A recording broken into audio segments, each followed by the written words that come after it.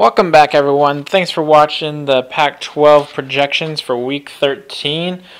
Before we get to the projections a little bit, crazy week in college football last weekend. Before I get to that, I got a couple things to mention. This seems to be my most popular segment out of all my videos. So if you would really quick, just give me a subscribe or a like. That would be great. It is much appreciated and helps me out tremendously. And also, a little bit about this game real quick. We are in El Paso to play the UTEP Miners. We are 3-0, looking to continue our undefeated season through the Conference USA. And this game ends up being another win for us, 21-16. You will see how we do it here, and I will recap a little bit at the end, so stay tuned for that. So anyway, back to college football. So Oregon lost and Kansas State lost. Both upsets. The first time the BCS number 1 and number 2 has gone down since 2007. Just almost 5 years. It was in December. I was watching the Oregon game. I was really impressed how Stanford limited the Oregon offense. They didn't seem really to be in rhythm all game long. I mean, they were doing okay, but they just wouldn't get it down there, and they had a couple of bad maybe play calls. I don't know who you would blame it on. A couple 4th and 1s, or not 4th and 1s per se, but 4th down that they went for inside Stanford's territory that were turnover on downs. So if those were converted into points, who knows? This would be a completely different game. And that long run by Mariota that D'Anthony Thomas did not pick up the block on, that could have been proved to be crucial as well as kicking. Kicking has been a soft spot here in the Pac-12 this year. And Maldonado missed a short field goal and then ringed one off the pipe. I think that was the overtime one. I'm not for certain, but yeah. So it was a big day for Oregon's national title hopes. I know when I was watching it, I was going off. I was so mad. I'm a Washington fan, but hey, if a Pac-12 has the chance of getting into the national title game, I am all about that. And so when Stanford made that last field goal, I was upset. And to be honest, I was not looking forward to the BCS standings coming out the next day.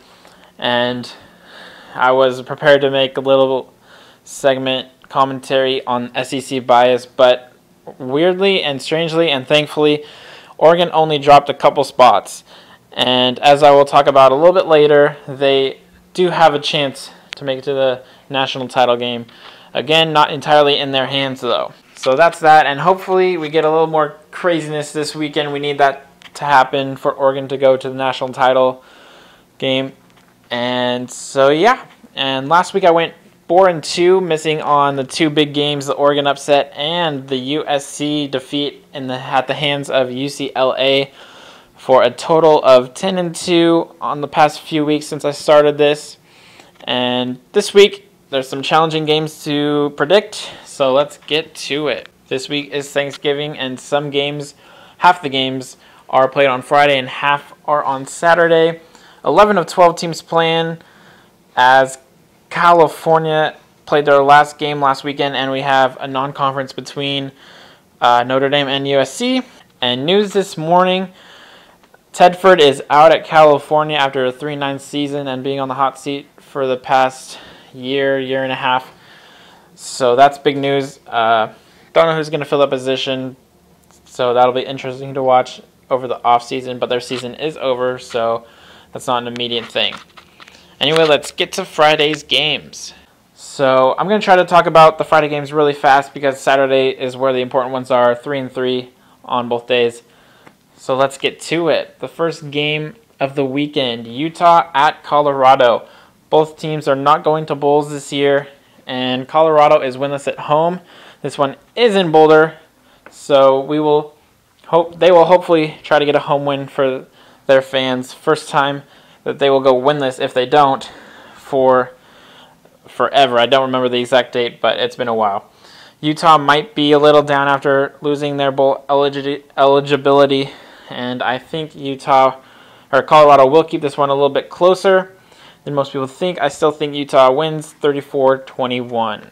The next game is a rivalry game. Arizona State at number 24th ranked Arizona. This one will be in Tucson, and it pits two first-year coaches together in Todd Graham and Rich Rodriguez. Arizona has a lot of weapons on this team, and considering it's going to be in Tucson, giving them the edge. I wanted to pick Arizona State. They've been pretty balanced. I haven't really watched them play except the Oregon game, and Will Sutton's been pretty good on defense.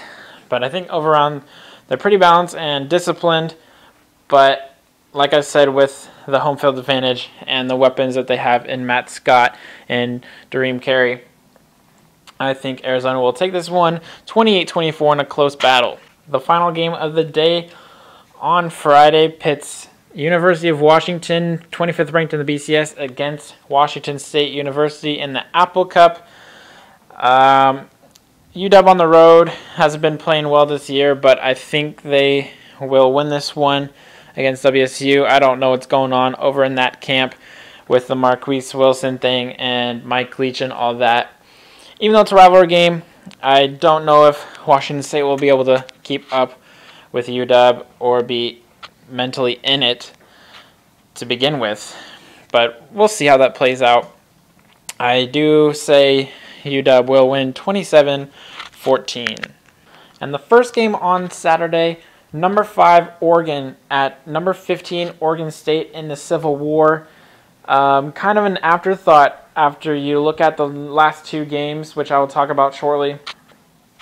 But nonetheless important, as Oregon still has a slight chance of playing in the national championship game. We got a lot of chips to fall, especially with the USC game that I'll talk about in just a moment. But the SEC title game will knock out one of the top 5 contenders, and Florida still has to play Florida State University, which is a quality opponent. And I think they might lose that one. I would pick the upset. Their defense looks great, but their offense is really middling. And especially last weekend, you could see that. I think it was 10-0 in the third quarter against Jacksonville State, and it ended up 23-0. Still a shutout, but not a huge victory as the numbers show. And I think if the Ducks go to the Pac-12 title game, barring Stanford's game on Saturday, that will help them in the BCS rankings in their strength of schedule. I think they're down 0.01 behind the Gators, and the Gators won't play next weekend on championship weekend. So a lot of things still have to happen for Oregon to have a chance, but I mean, who knows? As we saw last weekend, a lot can happen. And I still picked the Oregon Ducks to win 38-20. I think they were really taken off guard as to how they performed last week against Stanford in that upset. So I'm going to pick them to win in Corvallis. The next game is Notre Dame at USC. Number 1 Notre Dame coming into the Coliseum, 1 game away from the national championship. But I've heard all season long how their secondary isn't as good as the rest of their defense. Their defense is good, number 1 in the nation, I think, in terms of scoring. USC does have some firepower, but the fact that Matt Barkley is injured is quite concerning, and to me, I think that's kind of a big deal if you have your starting quarterback out in big games. But I mean, Max Wittek is a 4 or 5 star recruit, I presume, so he is good, and hopefully he can give it to his star wideouts, and that they will really help him if they can contribute, and he won't have to feel all the pressure on himself. Silas Redd and McNeil are both playmakers. They need to get that running game established. I know it's going to be tough against that tough Irish front 7, but it needs to happen to open up Lee and Woods on the perimeter. I mean, I'm predicting USC is going to pull it out. I know I'm probably being a little optimist and wanting a Pac-12 team to go to the national championship game in the Oregon Ducks. So, I mean, hopefully it goes this way. We'll see. I think the key matchup is that secondary against the wide receivers of USC. And if USC can stop the not-so-good Notre Dame offense, if Notre Dame can put up some points, I think they will get the win and go to the national championship game. So we'll see. I do say USC wins it 24-14. Our final game of the week, I'm deeming this one as the game of the week. Stanford, number 8 at number 17, UCLA. I'm having this as a game of the week because it could be a rematch next week in the Pac-12 title game, and it could lead to Oregon's rise up the BCS rankings. And if they play in the Pac-12 title game, it will certainly shoot them up in the BCS, I think, as well. So, I mean, not just Stanford and UCLA rely on the outcome of this game. It is in the Rose Bowl. UCLA 9-2. Good season for them. Great win last week in the battle for LA against USC. They played really well. I switched between that one and the Washington game, and they jumped out to a quick 24-0 lead over USC, and that was really impressive. But they did kind of slip in the later quarters and almost gave way to a USC comeback. They did take out Matt Barkley, as I said before, with a couple minutes left, and he was in pain. He didn't get up right away, and it looked pretty painful. Stanford on a high right now against Oregon, or coming off that win against Oregon last week. And I don't know, it might be a letdown game after a big emotional win. So we'll see. I'm going to predict UCLA 31-17 since it is in LA, and I don't know, but Stanford does have a lot to play for. If they win this one, they will win the North and go to the Pac-12 title game. So who knows? That one was a toss-up for me. I guess it doesn't really look like it since I do have a 2-touchdown margin in there. And it probably should be a little bit closer. But I do think UCLA will come out on top. Hogan needs to play well for Stanford in order for them to win. All right, and those kind of took a long time. Sorry about that.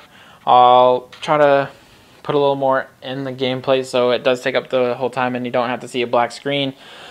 We do come out on top of this one, 21-16 over the Miners. They do put on a late charge in the last quarter, and we turn it over on downs. No, we punt it away in the fourth quarter with under a minute left, but our defense holds strong and secures the victory for us. Moore does get injured. Again, I think that's his third straight game he's got injured. He finishes 6 for 7 and 114 yards with 1 touchdown. And Williams in replacement does a very good job not throwing a pick. He finishes 4 for 6 for 63 yards and no touchdowns, but no picks for anyone. That's good for us. And in the running game, we have Davis, 17 carries for 85 yards and a 5-yard per carry average, 1 touchdown. And Alexander, 9 for 17. He doesn't do a very good job this week, but he does get into the end zone in the third quarter, so can't complain.